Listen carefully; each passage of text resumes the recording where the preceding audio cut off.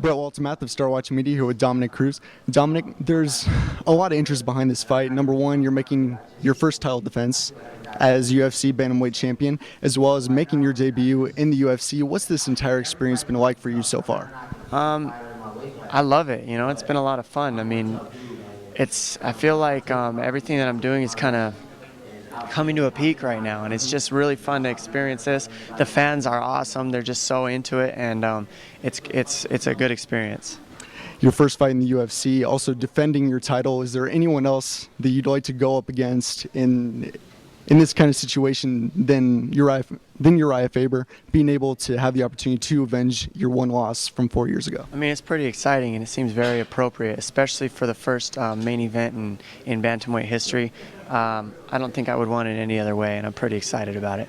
And this is a fight that many people are saying is going to go down in history as the greatest mixed martial arts fight at 135 pounds. What's your reaction to that, knowing that you're one of the stars on one of the sides of the octagon in this featured fight? I mean, it's awesome. It's just, I mean, just to hear that sounds great, and I agree. I would have to agree. This up to this point, this will be, you know, probably one of the best, and you know, it's an honor to have that title, but nothing matters until I go out there and get that W on Saturday night. So that's when it's all going to come together. Mm-hmm. Dominick, 4 years ago, you experienced this loss against Urijah. What's been kind of that process? This has been a fight that you've wanted since that loss. What's it been like just leading up to that and finally coming to this point where you have this opportunity? You know, I haven't really thought about it too much up until I signed the bout agreement. Mm-hmm. Once I signed the bout agreement, it's 100% focus and tunnel vision on Faber and beating him. Up to that point, it was just focus on each opponent that I had, 100% on them, and you know, that's it. It hasn't really been too much thought of it other than answering media questions, and they ask me about it, and then I got to think about it. But other than that, I've focused on every opponent I've had step by step until I've gotten to this point.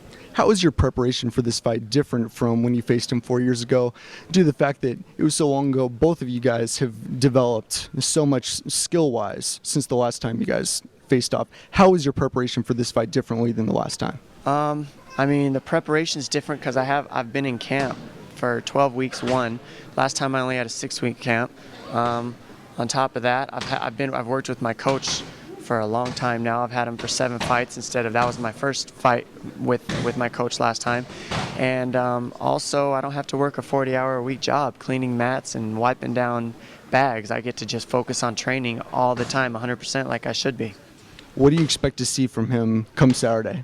I expect to see the best Urijah Faber, the fastest, the strongest, the most in shape, and that's all I want. That's the Urijah Faber I want to fight. I want to fight the best Urijah, so there's no excuses, and I'm excited to go out there and prove what I can do.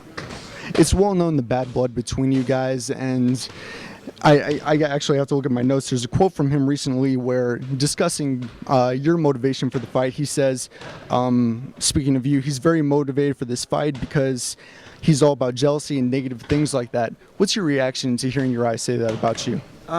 He obviously doesn't understand the way my brain works, clearly. I mean, that's why he's been baffled by this whole situation, like he's going to be in the cage when he fights me.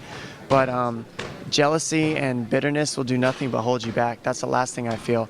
But the thing that drives me is, you know, hearing about hearing his name after I get done with winning, and having to know that, you know, he's gave me my only loss, and that's what drives me, is going and getting my loss back. That's what excites me, is proving that I shouldn't have lost that fight the first time with him, better than him now, and that I belong at the top as a bantamweight champion. How does it feel mentally for you going into the fight, knowing that you are the champion and he is trying to take the title from you?